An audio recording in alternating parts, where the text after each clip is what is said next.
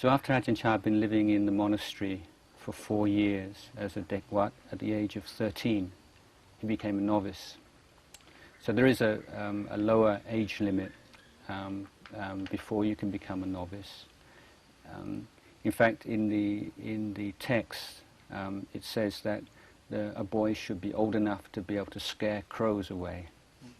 So he was definitely old enough to do that, and he became a novice. And so, wearing the robe now, there was a little bit more expected of him in terms of his general deportment and study of the text, learning all the chanting that the monks had to do for the morning and evening services, and then for ceremonies, maybe going to take a meal in somebody's house and having to chant the Paritta blessings and so on and so forth.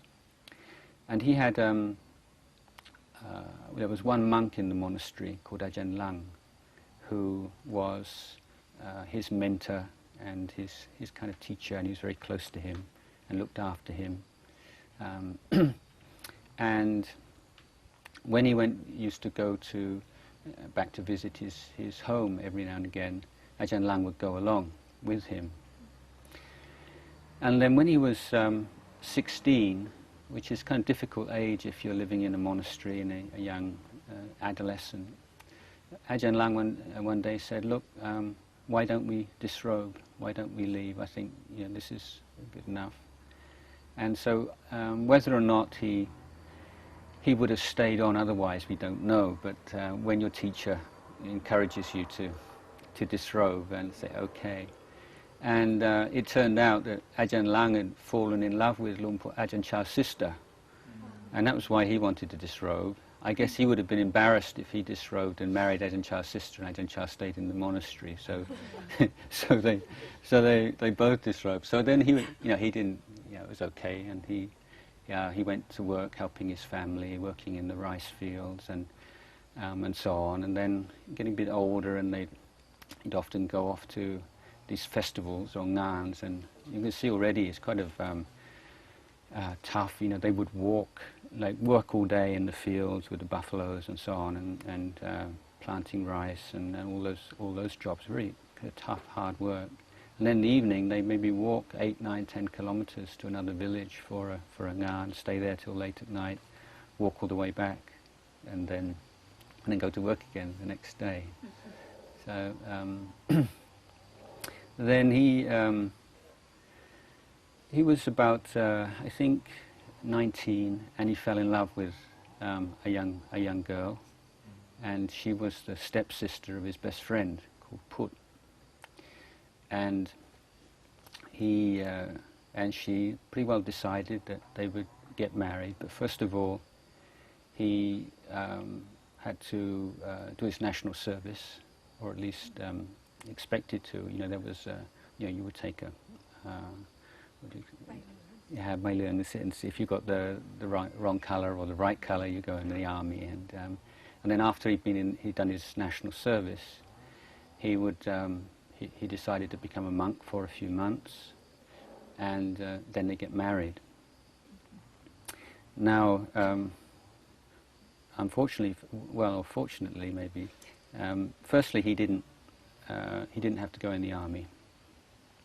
But then he was walking through the fields one day, and he met his friend Put, and Put said, "I'm taking the lady." And what he meant was he was going to marry Jai, the young girl himself.